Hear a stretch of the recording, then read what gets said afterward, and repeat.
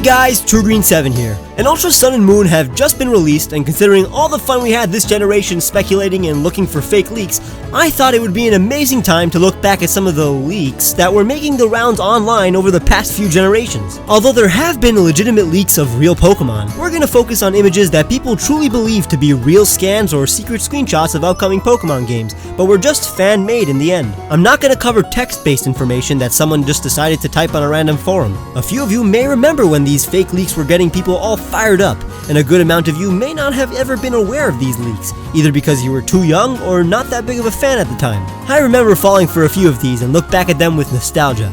Before we get into the real meat and potatoes of this video, which are the leaks of the last 3 generations, some leaks for the yet-to-be-released 4th generation were worth mentioning. Our first example would be these 3 starters, who aren't actually the usual grass, fire, and water types. There was some kind of rumor that Generation 4 was gonna mix things up by changing the set formula of having grass, fire, and water type starters, and these are the most believable fan interpretations of what the soon-to-be-revealed starters were going to be. And once they were released, final evolution fakes like this cool Empoleon counterpart were known to pop up. You'll notice how we're kinda weary about every leak, cause even though a few times they turn out to be real, they are fake 99% of the time, but some of these managed to fool a great deal of people. Now we're gonna move on to Generation 5, when the fake leaks began to actually seem legit.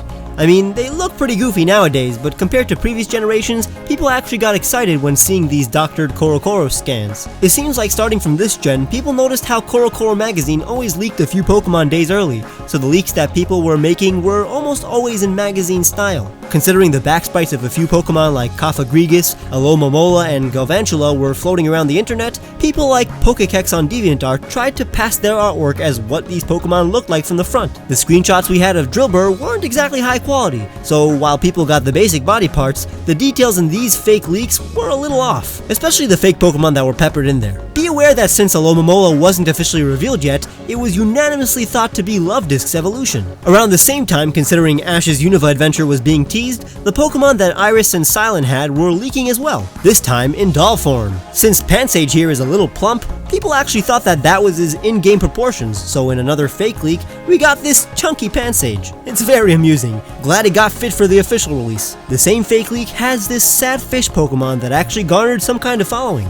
People on 4chan and Reddit liked it quite a lot. It was like an honorary Pokemon for a while. We'll see more of that in a couple of minutes. Once Pansage was revealed, screenshots including Pampor and Pansage's back sprites were making their way across the web, so naturally we got some fake leaks like these that speculated what the monkey trio looked like from the front. Once the Pokemon that were the constant subjects of fake leaks were officially showcased, people knew how crazy these leaks could get. Now that Pokemon fans were well aware of online communities like the rising Pokemon YouTube community, these leaks spread far and wide. I think the end of Generation 5 was the first era in which Poketubers had a massive part in publicizing fake Pokemon images for the upcoming Pokemon X and Y. Generation 6 scans include this page. It was one of the very first fake scans for Pokemon X and Y.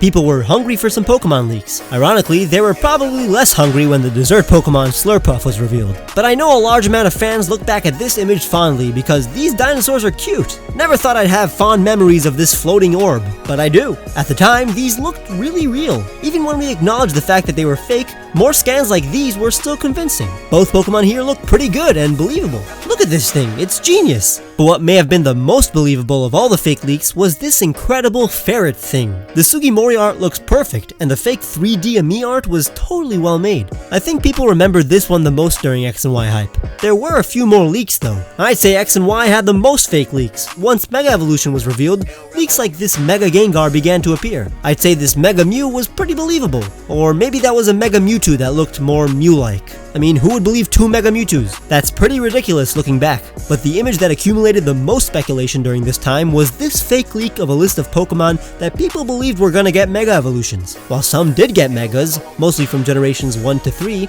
the more it spread, the more people understood it was just a ruse. But the final leaks were the most exciting. A few weeks before X and Y were released, Fakemon like these 2 made headlines. I was so satisfied with this design that when I first saw Greninja, I was a little disappointed.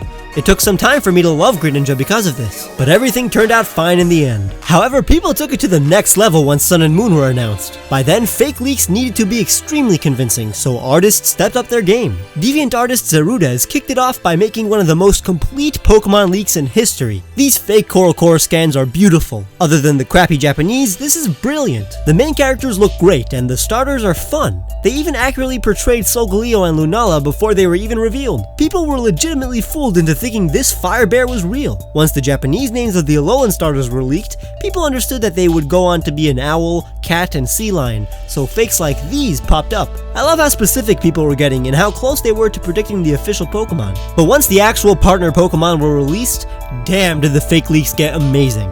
These 3 final evolutions took the online community by storm. They look super rad, although too intimidating to be starter evolutions. You kinda want your partner Pokemon to look friendly, you know? Even when the real starter evolutions were leaked online, a few people totally preferred these 3, and this clown garnered a huge following. Pretty cool how Decidueye was correctly predicted to be a hooded ghost archer. Since a lot of people hate the fact that Incineroar stands up, this quadruped final evolution was very satisfying to some. Although I think his design is super minimalistic. Even though I loved it at the time, it's just a panther with a lit tail. I mean, Charmander is just a salamander with a lit tail, but at least that has mythological significance. And I think you guys can tell why this guy couldn't pass. Oh, you can tell alright. And even once Sun and Moon were released, rumors for Pokemon Stars ran amok. And the only Gen 7 fake leak that fooled a good amount of people was this Gladian reference sheet and a very convincing Switch screenshot. Switch screenshot is hard to say. Now, we are well aware that Ultra Sun and Moon is the future of Generation 7, or should I say present, since the games just came out. But I definitely can't wait for more fake leaks to tingle my speculation senses. I'd ask you what your favorite past leaks were, but YouTube will mark any links to pictures that you give me as spam. So just give the video a like if you enjoyed and subscribe if you want to see more. Now, if you're a huge supporter of the channel, I recommend checking out my Patreon page for cool rewards, and or follow me on Facebook and Twitter to hear more. All of these things, including t-shirts I made, can be found in the description below. I'll see you guys very soon.